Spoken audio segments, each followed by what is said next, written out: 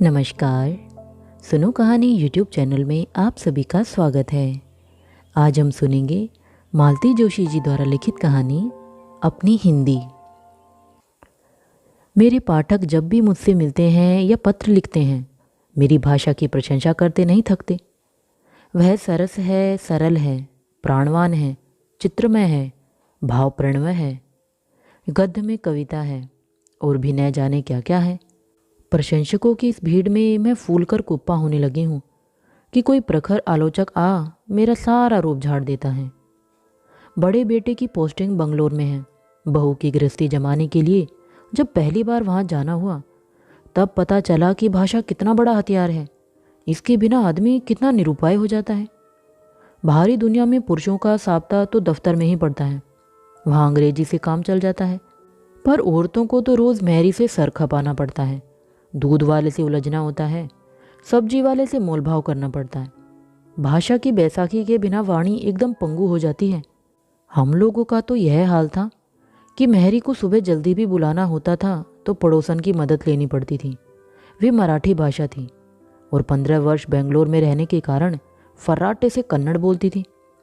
बहुत सोच विचार कर हमने 10-12 साल की एक मुसलमान बच्ची को ऊपर के काम के लिए रख लिया। इधर के मुसलमान दक्षिण भारतीय लहजे में उर्दू मिश्रित हिंदी बोल लेते थे। बिल्कुल ऐसा लगता है जैसे श्याम बेनेगल के पात्र पर्दे से उतर आए हों। कन्नड़ भी ये लोग जानते हैं।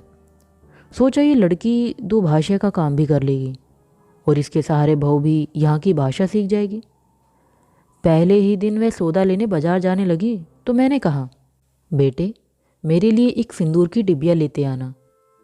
सिंदूर क्या अम्मा? सिंदूर मतलब रोली, मैंने समझाना चाहा।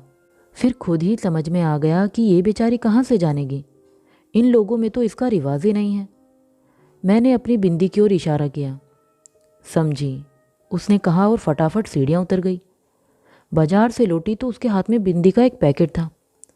अरे ये नहीं रे, इसका पाउडर चाहिए। कुमकुम मांगते क्या? तो ऐसा बोलो ना, सिंदूर क्या, रोली क्या? फिर जैसे मुझे समझाते हुए बोली, अम्मा हिंदी में इसको कुमकुम बोलते हैं, समझा? फिर एक बार मुझे शॉपिंग की धुन सवार हुई। सबके लिए कुछ न कुछ खरीद लिया, हमीदा के लिए भी। घर आते ही कहा, देखो हम तुम्हारे लिए चूड़ियाँ लाए हैं, पसंद आई? मैंने सोचा था कि सुर्ख लाल चमकीली चूड़ियों का सेट देखकर उसकी आंखें खुशी से चमक उठेंगी, पर उसे हंसी का दौरा पड़ गया। ये चूड़ियाँ हैं, उसने कहा और हंसी के मारे दोहरी हो गई। ये चूड़ियाँ नहीं तो क्या है? मैंने जरा सख्त लहजे में कहा तो वह थोड़ा नॉर्मल हुई। बोली, अम्मा चूड़िया आसमान में उड़ती है, उसे चिड़िया कहते हैं। आपकी बोली में चिड़िया कहते हैं? हिंदी में तो चुड़ियाच बोलते हैं। चुड़िया नहीं, चूड़ियाँ। अगर ये चूड़ियाँ नहीं हैं तो क्या हैं? मैं गुर्राई। बंगड़, हिंदी में इसको बंगड़ बोलते हैं। मैंने सिर पीट लिया। बंगड़ तो सीधा साधा मराठी बांगड़ी का अपभ्रंश था, पर मेरा यह भाषा विज्ञान उसे पचने वाला नहीं था। मैंने हार मान ली। फिर एक दिन मैंने कहा, बेटे जरा किचन की बत्ती तो बुझा दो, बेकार जल रही है। तो उसका उत्तर था, अम्मा बत्ती नबे लाइट, हिंदी में लाइट बोलने का।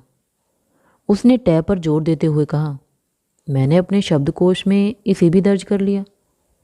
एक दिन कथा का आयोजन था। मैंने कहा, हमीदा कल नहाकर आना, हमारे यहाँ पूजा है।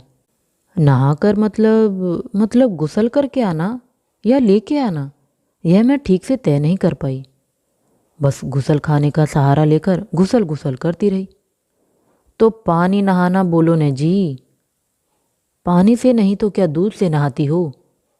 मेरे इस व्यंग्य को उसने अनसुना कर दिया और बड़े ही गंभीर स्वर में बोली, अम्मा इधर में रहने का तो हिंदी ठीक से सीखना मांगता, नहीं तो बहुत मुश्किल जी। काश उस वक्त कोई मेरा चेहरा देखता।